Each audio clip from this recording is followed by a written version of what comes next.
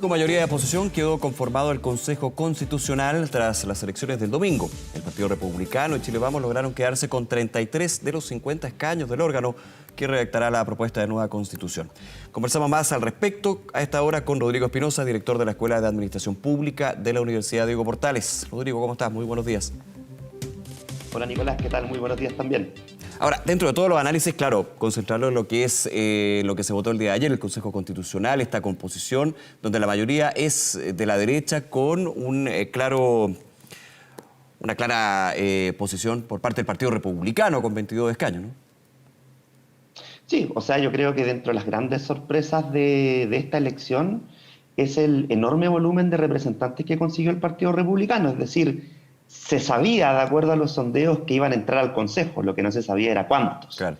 Y bueno, tenemos aquí un Partido Republicano que entró con fuerza al Consejo Constitucional, incluso duplicando en miembros a Chile Seguro. Así que sin duda alguna fue una de las grandes sorpresas de la elección, el arrollador triunfo de republicanos que superó al oficialismo, pero también es el partido más grande de la derecha, el partido más votado a nivel nacional, junto con otras sorpresas como el desempeño del Partido de la Gente, que fue bastante discreto, y por otra parte también el alto volumen de votos nulos y blancos. Déjame quedarme un segundo, con eso lo estaba conversando también. 2.600.000 votos nulos blancos, un 23,53%. ¿Desinterés por el proceso? ¿Falta de información? Una de las dos. Obviamente lo cualitativo hay que ir con el tiempo desgranándolo, pero es un porcentaje bien alto. Sí, es un tema que había que estar observando porque una elección de representantes, en primer lugar, es distinto a un plebiscito, porque tú en el plebiscito dejas en manos de la ciudadanía la decisión, que en este caso el año pasado fue aprobar o no una propuesta de nueva constitución. Por otro lado, cuando se trata de elección de representantes, los costos de información por parte del votante tienden a ser mayores, porque hay una mayor diversidad de candidaturas, distintas propuestas, pero también al mismo tiempo el ambiente electoral fue bastante escaso, por llamarlo de alguna manera, es decir, había muy poca información circundando, y también es importante señalar que la campaña, sobre todo desde el mundo de la oposición, estuvo más bien enfocada en temas contingentes que en propuestas en cuanto a diseño constitucional. Así que la verdad de las cosas es que había un costo de información superior a lo normal. Así que eso también, y podríamos explicar por otro lado el desencanto ya con el pasado proceso constitucional, personas que no se identifican con ninguna de las alternativas, y en menor medida, yo encuentro que acá no incidió tanto, pero igual hay que mencionarlo, grupos, ¿cierto?, independientes y algunos de izquierda que llamaban a no votar, pero encuentro que sería, digamos, no muy atinado el que ellos adjudicaran este 20%. Sí, claro, de todas maneras.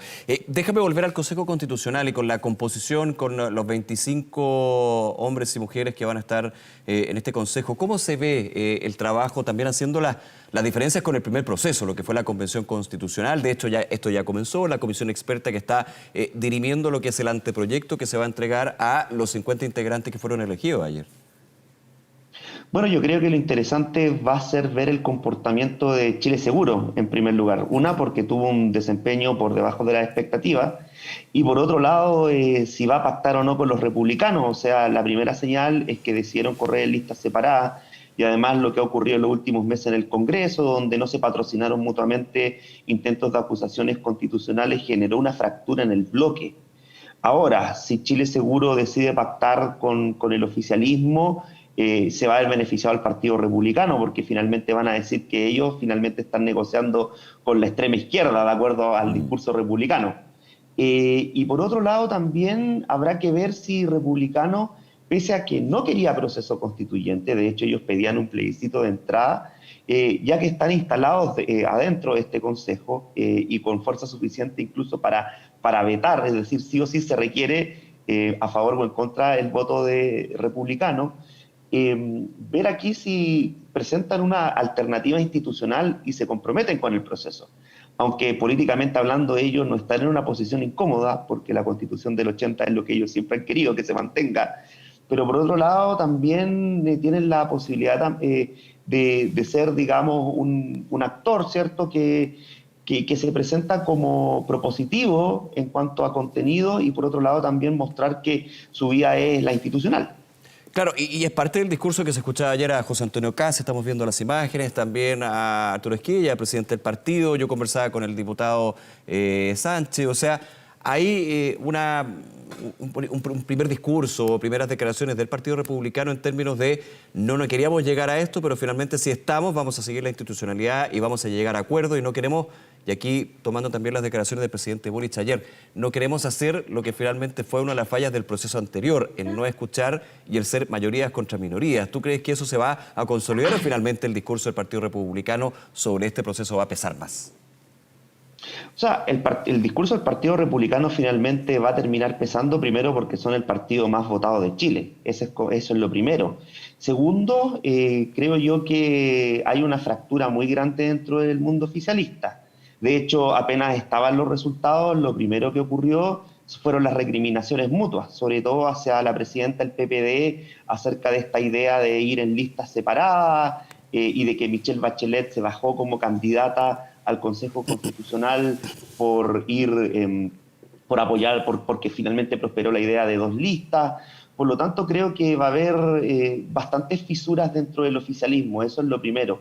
Por lo tanto, creo yo que acá el Partido Republicano finalmente va a ser el que va a poner los tiempos en el debate constitucional, aunque si bien está pronto a terminar el trabajo de la comisión experta, el trabajo de la comisión no va a desaparecer, y además está el Consejo de Admisibilidad. Sí. O sea, hay ciertas barreras también al Partido Republicano si es que decide de alguna forma u otra separarse de los denominados bordes temáticos.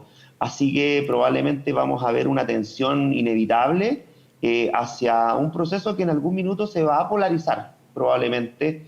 Si de hecho miramos las candidaturas que tuvieron mejor desempeño en el oficialismo, son predominantemente, bueno, unas del PS y otras del Partido Comunista. De hecho, la candidatura más votada en la región metropolitana del pacto oficialista fue del Partido Comunista, efectivamente, y bueno, junto con el Partido Republicano del mundo de la oposición. O sea, en ese nivel de polarización estamos. Y también no es menor el hecho de constatar el hecho de que esto también podría trasladarse a la arena parlamentaria, donde tal vez empecemos a ver una oposición mucho más dura con el gobierno, sobre todo pensando en que se estaba proyectando el ingreso de la reforma tributaria al Senado, estábamos pensando también, se estaba visibilizando el tema de la discusión sobre, en particular, del sueldo mínimo y la reforma al sistema de pensiones. Así que no es menor lo que está en juego y también son varias cosas las que se podrían trasladar de esta elección al mundo parlamentario también.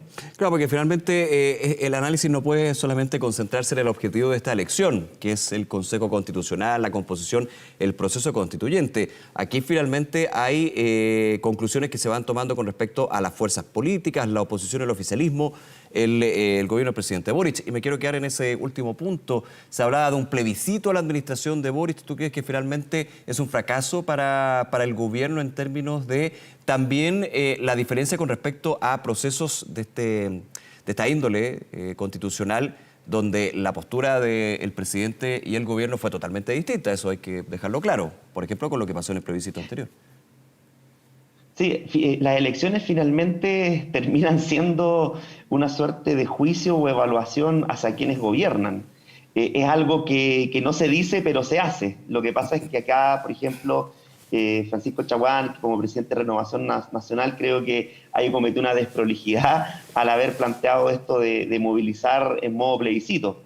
Pero si lo miramos, digamos, en retrospectiva, esto también pasó con el gobierno anterior. O sea, pensemos en la elección de la pasada Convención Constitucional, donde Piñera estaba en el gobierno y básicamente la derecha siquiera logró el tercio para vetar. Y bueno, ahora la relación es al inverso. O sea, entre Chile Seguro y Republicanos se podrían aprobar iniciativas de norma con quórum más reducidos, porque ahora son de 3/5 y no 2/3, y entonces en teoría no sería tan necesario el voto de la izquierda, pero ahí tenemos también a un presidente Boric llamando a que republicanos y la derecha en general no cometa el mismo error que cometió su bloque. Así que la verdad de las cosas es que finalmente, sin duda alguna, la popularidad del gobierno, se quiera o no reconocer, termina pesando en el desempeño electoral y también las fracturas internas dentro de la propia coalición, donde Republicanos finalmente hizo una campaña bastante austera, sencilla, simplemente apuntando a temas contingentes que poco tiene que ver con lo constitucional, pero resultó siendo efectiva. Ahora el desafío republicano va a estar en mostrar cómo propuestas constitucionales de fondo van a ayudar a resolver los problemas de la gente, principalmente en economía, empleo, migración, así que tienen todo un desafío de mostrarse como una alternativa real pensando en un futuro gobierno. Rodrigo Espinosa, agradecerte nuevamente tu tiempo y conversar con nosotros y analizar estos resultados. Que te vaya muy bien. Con gusto, gracias por la invitación. Muchas gracias, nos vemos.